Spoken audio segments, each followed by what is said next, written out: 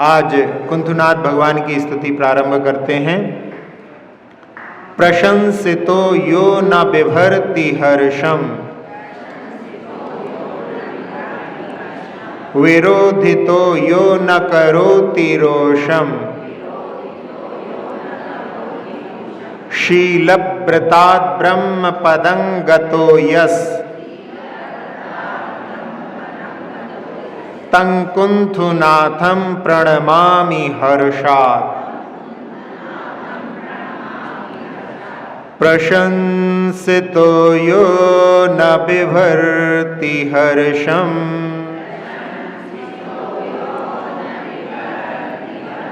प्रशंसितो यो न बिभर्ति हर्षम,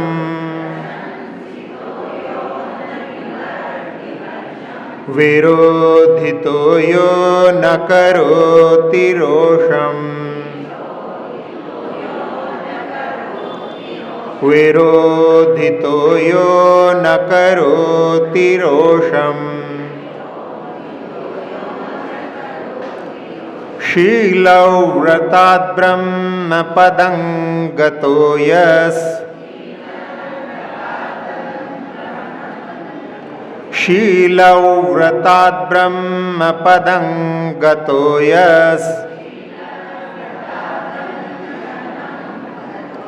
तं कुंथुनाथं प्रणमामि हर्षात्। तं कुंथुनाथं प्रणमामि हर्षात्।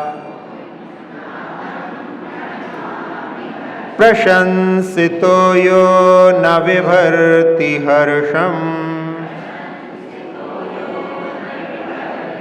विरोधितो यो न करोति रोषम, शीलव्रताद् ब्रह्म पदं गतो यस्, तं कुंथुनाथं प्रणमामि हर्षात्। हाँ, इस काव्य में कवि महोदय कुंथुनाथ भगवान की स्तुति करते हुए कह रहे हैं, यह प्रशंसितः ना बिभर्ति हर्षम।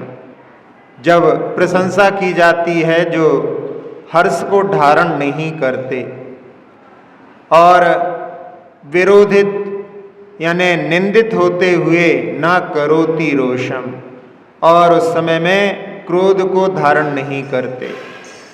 वीतरागी हैं, राग देश से ऊपर उठे हुए हैं, उदासीन हैं, इसलिए कोई प्रशंसा करता है तो हर्षित नहीं होते, और कोई निंदा करता है तो क्रोधित नहीं होते।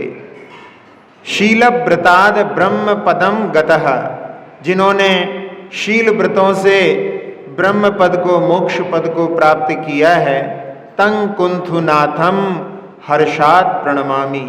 ऐसे कुंथुनाथ भगवान को मैं आनंद के साथ में, हर्ष के साथ में नमस्कार करता हूँ। तो जो वीतरागता से युक्त हैं, जिसके कारण कोई प्रशंसा करता है तो हर्षित नहीं होते, और कोई निंदा करता है तो रोष को, क्रोध को प्राप्त नहीं होते, और जिन्होंने शील व्रतों के माध्यम से मोक्ष पद को प्राप्त किया, ऐसे कुंथुनाथ भगवान को मैं नमस्कार करता हूँ। जहाँ संसार का स्वरूप है कि लोग जब प्रशंसा करते हैं तो हर्षित हो जाते हैं, और जब कोई निंदा करता है तो क्रोधित हो जाते हैं। जब अंजना का विवाह तय हुआ था और अंजना को देखे बिना पवनंजय के लिए चैन नहीं पड़ रहा था, और उस समय अपने मित्र के साथ में अंजना को देखने के लिए गए।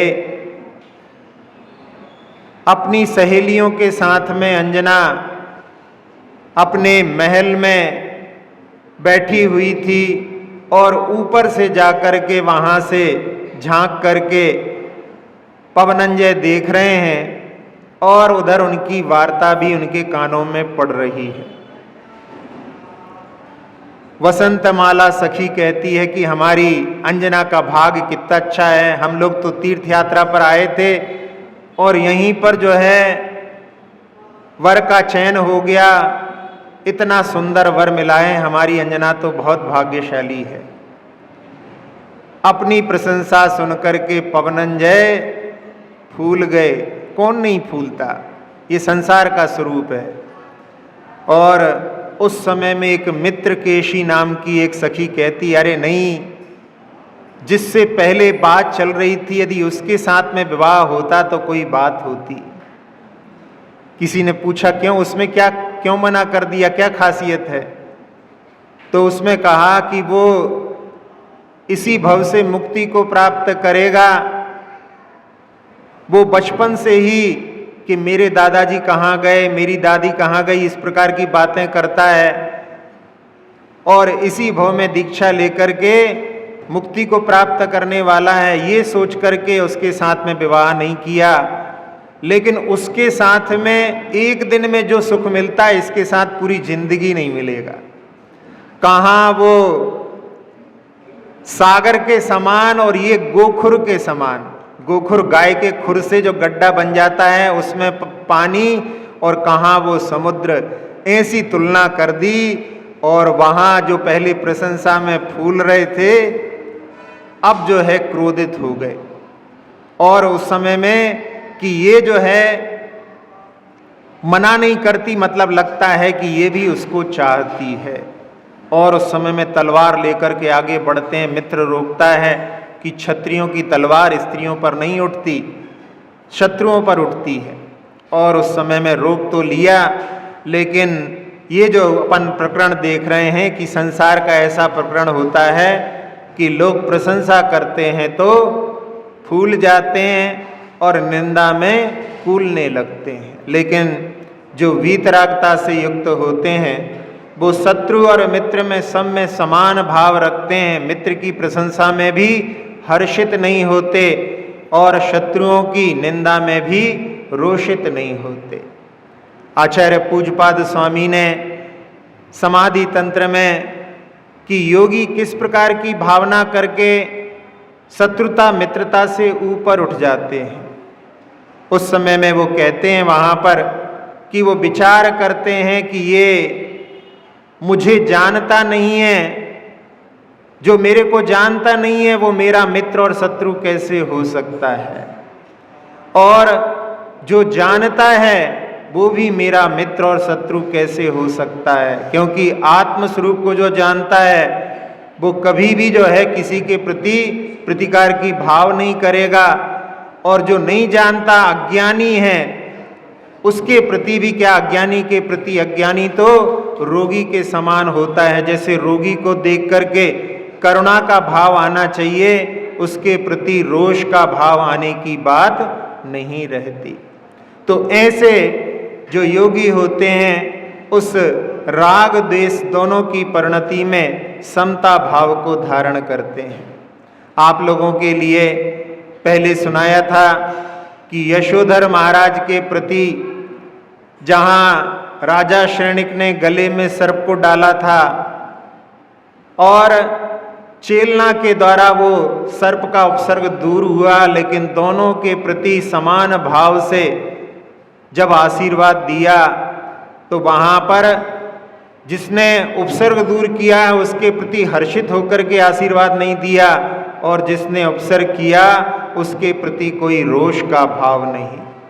तो ऐसी जो है वीतरागता की परिणति होती है जो कि सारे संसार में कहीं उपलब्ध नहीं होती।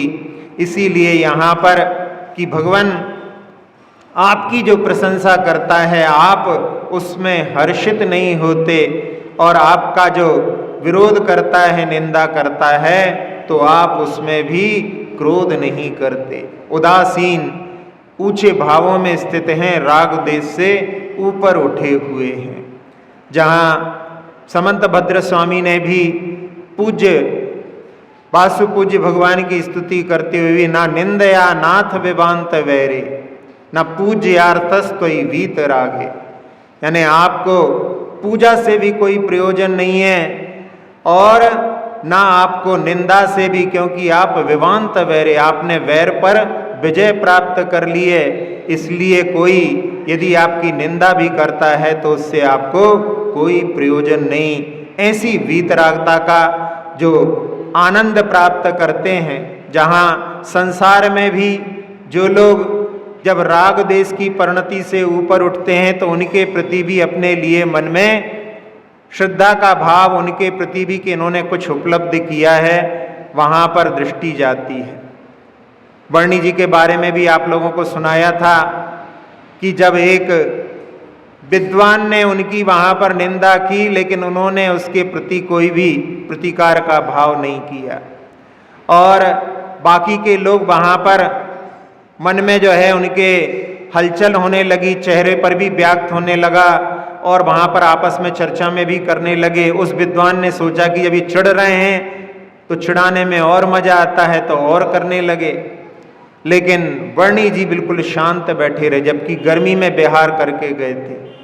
और बाद में उन्होंने एक डायरी निकाल करके और सब लोगों की ओर लक्ष्य करके कहा कि ये विद्वान जो कुछ कह रहे हैं, ये गलतियां मुझ में हैं, मैं इन गलतियों को दूर करने का प्रयास करूंगा, और इनकी इस बातों का और किसी को बुरा मानने की कोई जरूरत नहीं है। ऐसा कह करके जब उन्होंने कहा तो वो उस विद्वान ने, जो कि वैसे तो जो है आर्य समाजी था लेकिन जैन धर्म स्वीकार कर लिया था, और फिर उन्हीं वर्णी जी से उसने दीक्षा ली। तो ऐसा जो है प्रभाव वीतरागता का होता है।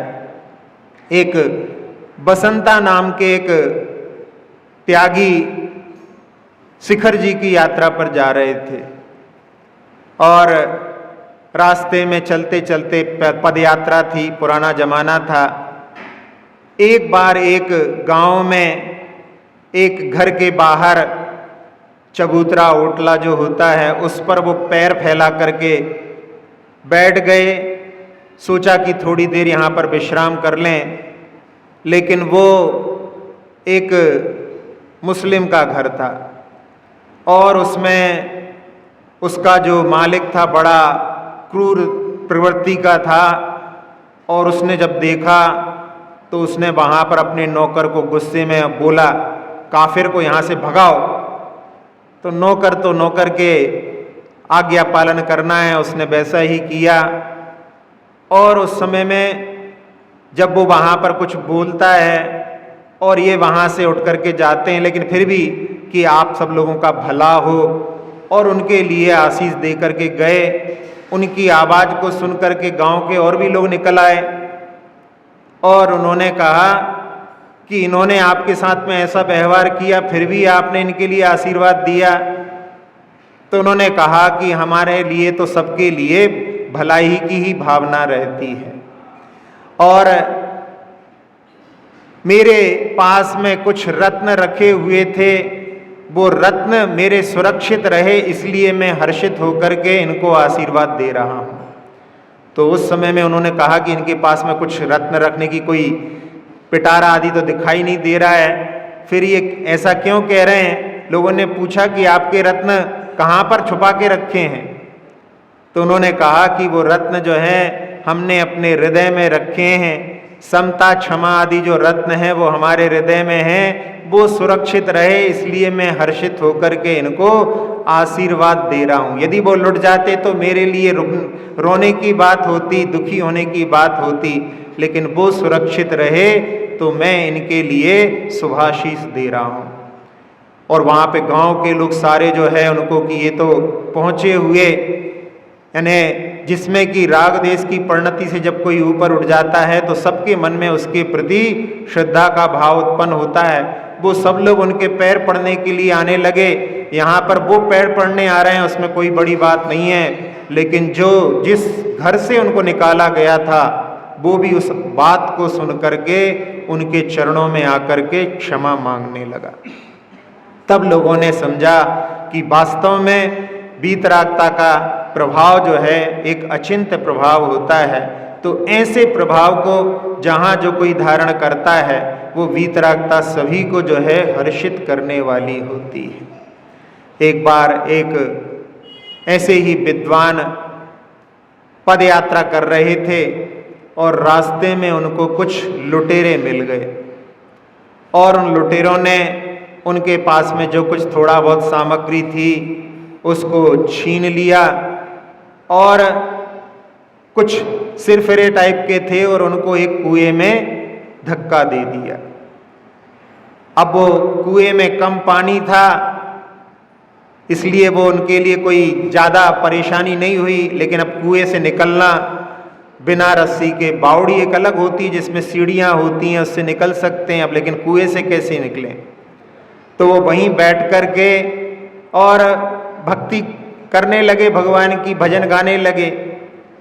और उसी समय में थोड़े देर के बाद एक राजा का वहाँ से लश्कर निकला और कुएं से आवाज़ आ रही है, किसी ने बताया तो राजा ने कहा कि देखो कौन है, और देखा तो वहाँ पर वो विद्वान थे, उनको वहाँ पर निकलवाया और उनसे कहा कि आप हमारे यहाँ पर चलिए, हमारे राज्य में चलिए।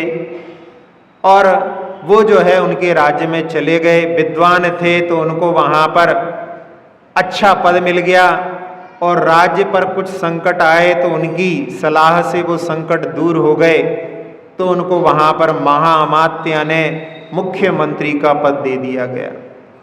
और एक बार जब राजा के 75 वर्ष पूर्ण हुए तो उन्होंने कहा कि सब लोगों के लिए, जितने भी जो हैं साधु हैं, सबको जो है भोजन कराना चाहिए।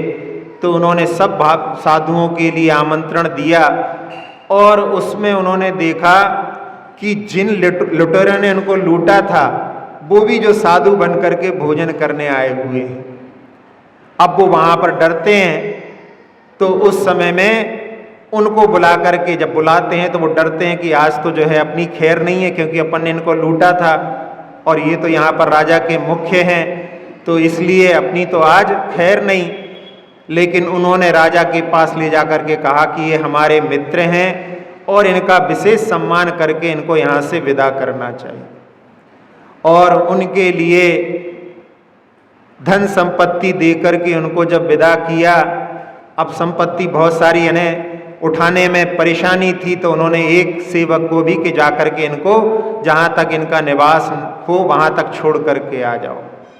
अब वो छोड़ने गया तो वो छोड़ करके जब लौट करके आया तो उसने जो है राजा से कहा कि हमें ये, उन्होंने बताया था कि ये इनके मित्र हैं, लेकिन हमको इनके मित्र नहीं लगते। वो तो जो है गालियाँ बक रहे थे, ये जो है विद्वान हैं और ये जो है कह रहे थे कि हमारे मित्र हैं, इनका सम्मान करो।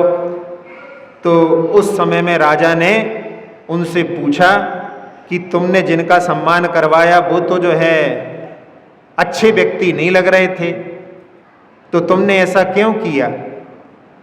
तो उस समय में विद्वान जो महामंत्री पद पर थे उन्होंने कहा कि ये बात सही है कि उनका आचार विचार अच्छा नहीं था, लूटने का काम करते थे, और भले ही उन्होंने मुझे कुएं में डाला, भले ही उन्होंने मेरा हित किया, लेकिन उसके माध्यम से आपसे मिलन हो गया तो वो भी हमारे लिए सहकारी रहे।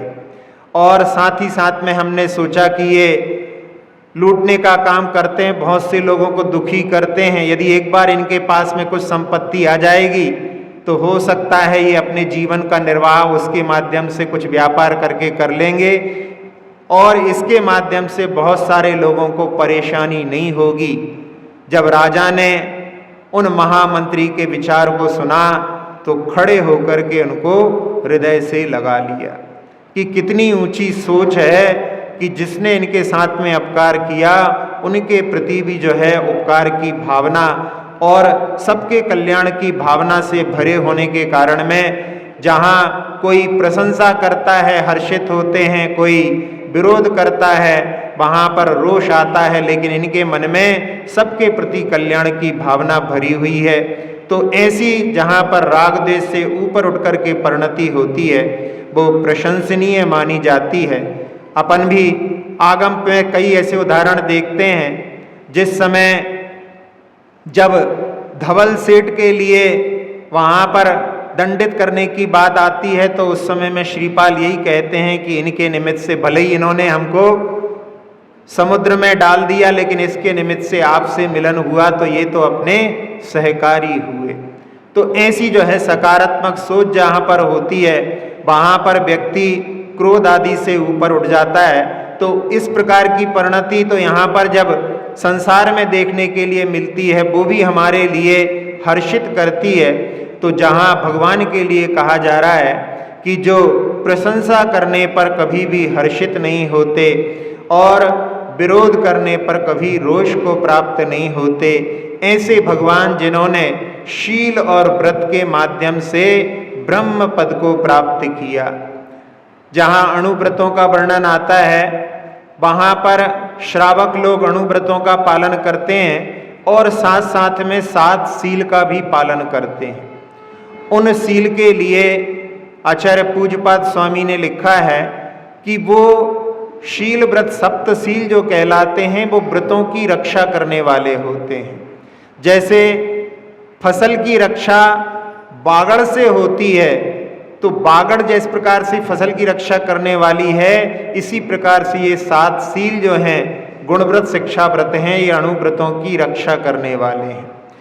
और जो महाव्रत होते हैं या व्रतों की अपेक्षा, सामान्य की अपेक्षा देखा जाए तो 5 भावनाएं जो उनकी स्थिरता के लिए बतलाई जाती हैं, वो भी जो है उनकी रक्षा करने में सहायक होती हैं। जैसे अहिंसा धर्म का यदि हम पालन करना चाहते हैं तो उसके लिए मनोगुप्ति यानी मन में किसी के लिए अशुभ चिंतन नहीं करना। वचन गुप्ति, सबसे ज़्यादा जो कलह संक्लेश आदि का कारण बनता है वो वचनों के माध्यम से बनता है। इसलिए वचन गुप्ति में यदि बोलना ही हो तो हितमित प्रिय बोलो, और नहीं तो जो है मौन रह जाओ। आप लोगों ने भी अपने जीवन में कई बार अनुभव किया होगा कि बोलने के बाद में ज़्यादा बार पछताए होंगे। जब नहीं बोले होंगे तो नहीं के कई बार अरे क्यों बोल देते, ऐसा जो है बहुत कम हुआ होगा, लेकिन बोलने के बाद अरे काहे को बोला, होता है कि नहीं होता। तो ऐसी स्थिति जो है वचन गुप्ति से भी अहिंसा का पालन होता है। और इरिया समिति देख करके अपन चलें, और साथ साथ में रखने उठाने के समय में भी सावधानी रखें। कई बार जो है ऊपर सामान रखना है, देखा नहीं, और बाद में जो है वहाँ पर देखा कोई जीव दब गया, उसके प्रायश्चित के लिए लोग पूछते हैं। तो ऐसी जो है हर कार्य में सावधानी पूर्वक करें। और इसके बाद में आलोकित पान भोजन, बहुत सारे जो घर हैं आजकल ऐसे बन रहे हैं, लोग ध्यान नहीं देते। घर में जहाँ पर और जगह पर तो है ड्राइंग रूम वगैरह बहुत अच्छे रहेंगे, और जो किचन रहेगा वो जो है रसोई रहेगी वो बिल्कुल अंधेरे में रहेगी। जहाँ पर अंधेरे में भोजन बनता है वहाँ पर प्रासुकता नहीं होती। और आप खुद जो है अपने जीवन में जो है इसका अनुभव कर सकते हैं। आप देखें, सर्वे करें कि जिनके घर में यदि अच्छी तरह से जहाँ पर प्रकाश होता है वहाँ पर भोजन बनता है, उनके घर में स्वस्थता आपको ज़्यादा नजर आएगी। और जिनके घर में अंधेरे में भोजन बनता है वहाँ पर बीमारियों का, बहुत सारे लोग जो हैं बीमार आपको अवश्य मिलेंगे। इसलिए अपने लिए ऐसे भोजनालय का यानी भोजनशाला का निर्माण करना चाहिए जहाँ पर सबसे अच्छी प्लानिंग होनी चाहिए। लेकिन लोग ध्यान नहीं देते। आगे जब कभी भी कोई ऐसा आप बनाते हैं तो उसमें ध्यान रखें। तो ये आलोकित पान भोजन, ये जो है अहिंसा व्रत की भावनाएं हैं। सत्य व्रत की भावनाओं के लिए कहा कि व्यक्ति क्रोध में भी झूठ बोल देता है। एक बच्चा स्कूल जा रहा था रोते रोते ड्रेस पहन करके, किसी ने पूछा स्कूल जा रहे हो, वैसे ही तो रोते हुए जा रहा था, मतलब मन नहीं था उसका जाने का। तो वो बोलता है नहीं, स्कूल की ड्रेस पहन करके शादी में जा रहा हूँ। गुस्से में है तो कुछ का कुछ बोलता है। तो ये क्रोध के कारण में, लोभ के कारण में भी झूठ बोलते हैं, हंसी हंसी में भी झूठ बोलते हैं, भय के कारण भी लोग झूठ बोलते हैं, और निर्दोष वचन नहीं बोलने से भी झूठ का अनुबीची भाषण जो है वो भी वहाँ पर जो है उसमें सत्य धर्म के पालन की भावनाएं हैं। फिर जो चोरी होती है उससे बचने के लिए जहाँ पर साधुओं के लिए शून्य आवास में रहें, विमोचित आवास में रहें, किसी को रोके नहीं, जहाँ पर रुके हुए हैं वहाँ पर कोई आए तो उसको रोके नहीं, वो परोपरोधा करण।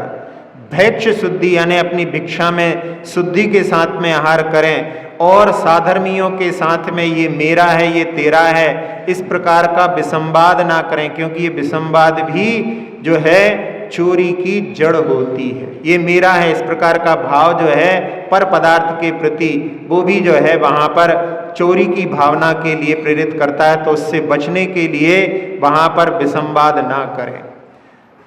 शील का पालन करने के लिए, ब्रह्मचर्य का पालन करने के लिए अपनी पांचों इंद्रियों का नियंत्रण रहे। अपनी आँखों से, अपनी रसना पर, अपने स्पर्शन इंद्रिय में भी वहाँ पर ऐसा ना सजाएं जिससे कि दूसरे के मन में विकार उत्पन्न हो, और कानों से ऐसे शब्दों को ना सुने।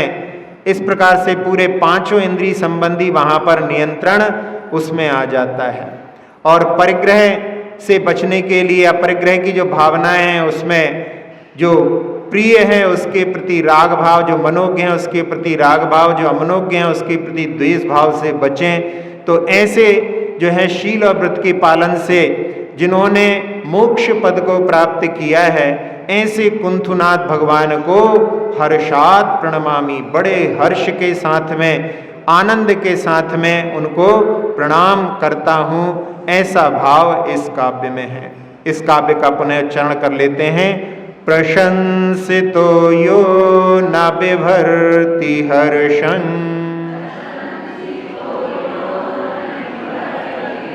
विरोधितो यो न करोति रोषम्, शीलव्रतात् ब्रह्मपदं गतो यस्,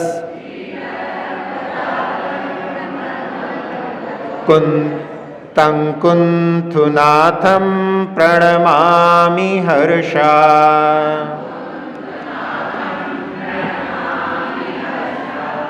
स्तोत्र ये निराला, सब दुख को हरने वाला, 24 जिनका स्तन, जिन राज गुण की माला,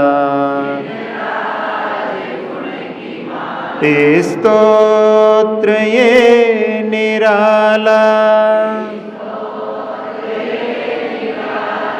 ना हर्ष स्तुति से,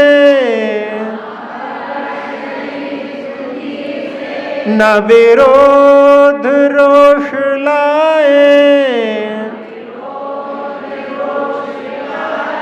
व्रतशील पाल करके, पद ब्रह्म परम पाए। श्री कुंथ जिन नमन हो, हर्षित हो जग पुकारा, 24 जिनका स्तन,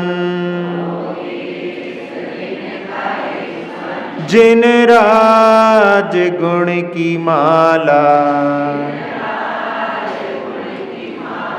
स्तोत्र ये निराला।